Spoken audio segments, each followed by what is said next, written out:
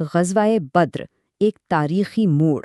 آج کے اس تجزیے میں ہم علامہ سید ابو الحسن علی ندوی کی ایک ایسی تحریر پر بات کرنے والے ہیں جس نے سچ میں انسانی تاریخ کے رخ کو بدلنے کا دعویٰ کیا ہے۔ ہجرت کے دوسرے سال کا یہ واقعہ، آخر اس نے آنے والی صدیوں کا فیصلہ کیسے کیا؟ چلیے تفصیل سے دیکھتے ہیں۔ تو بنیادی طور پر ہم اس اصل اردو متن کا جائزہ لے رہے ہیں۔ دلچسپ بات یہ ہے کہ مصنف اس ٹکراؤ کو کسی عام سی جنگ کے طور پر نہیں دیکھتے۔ سوچنے کی بات ہے، رمضان کے مہینے میں ہونے والا یہ صرف ایک دن کا واقعہ، اور اس تحریر کے مطابق اس نے نہ صرف آنے والی اسلامی سلطنتوں کی تقدیر طے کی، بلکہ پوری انسانیت کی قسمت کا انحصار اسی ایک مقام پر تھا۔ یہ واقعی ایک بہت بڑا دعویٰ ہے، محض چند گھنٹوں کا واقعہ، اور اس کے اثرات صدیوں پر محیط ہیں۔ اس تحریر کا ایک بہت ہی زبردست نقطہ ہے، اور وہ ہے ایک مٹھی بھر جماعت کا ذکر۔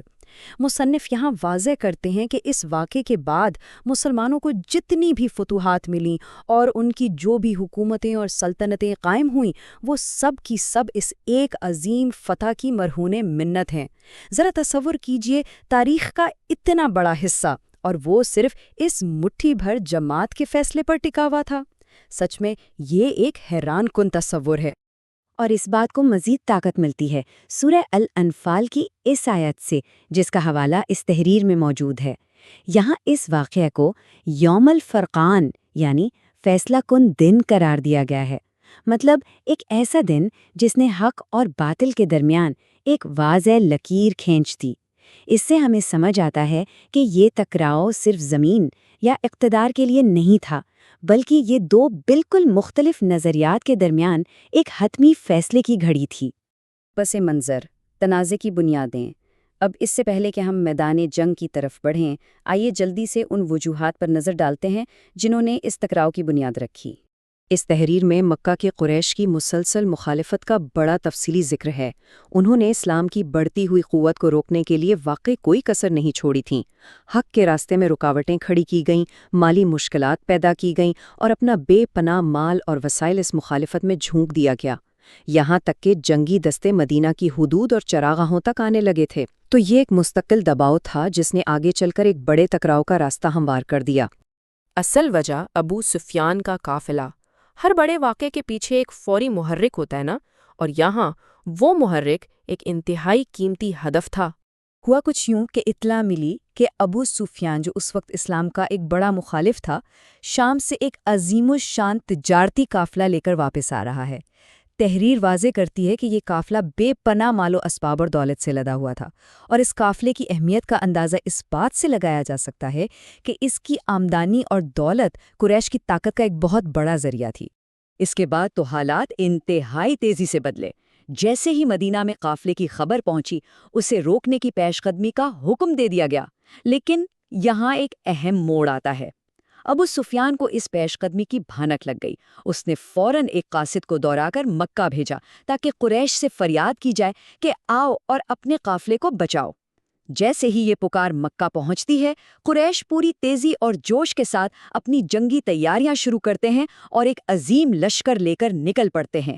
یہ سب چند دنوں، بلکہ سچ کہوں تو چند گھنٹوں کا کھیل تھا جس نے اچانک حالات کو جنگ کی طرف دھکیل دیا۔